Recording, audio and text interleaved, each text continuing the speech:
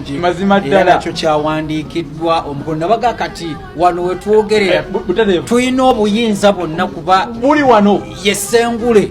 omwaka 2022 kale bw'oba owakanya ebigambo ebyo gwe ng'oleeta owuwo butereevu naye ono sofa yaaliwo butereevu nti yalina ekikopo kya World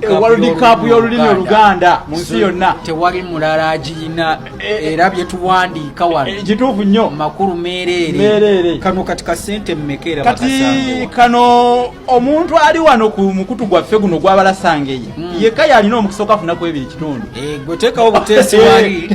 mukampeereze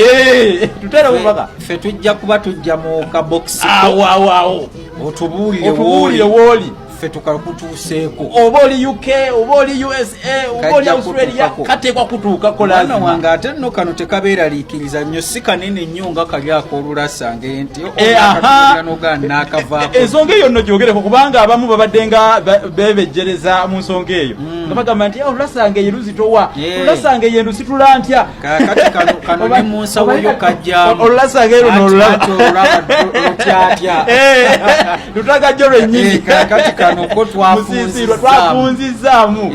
esobole okubanga zikugendera era mukulu Solomon badde nsaba obasomereko ku katundu kano akokokaka bakoma awo basigale nga beenuguuna muli kati munnange omuwandiisi w'ekitabo kino ye Sava Musisi Bosa Godfrey Munnabusiro eyakuwandiikira ekitabo Olulasangeye omwana tunoono yazaalibwa kasudde masuuliita eri mu ssaza Busiro mazima ddala asomesa abantu ba Ssaabasajja Kabaka ku mikutu emigatta bantu YouTube Olulasangeye tu n'Abalasangeye nga wano wetuli abaako ne munywanyi we Solomon Kaweso ataakubuzeewo era kwe tuli ako kakulu nnyo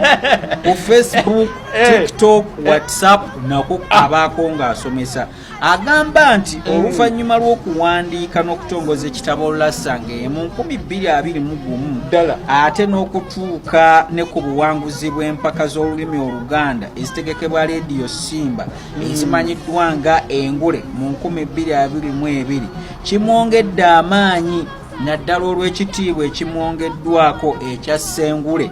mu 2022 n'olwekyo kino kimusikiriza obuteetuulako ng'ow'ekiggalansi oba ow'amatimbo omatibo kwe kukola ki kwe kubafulumira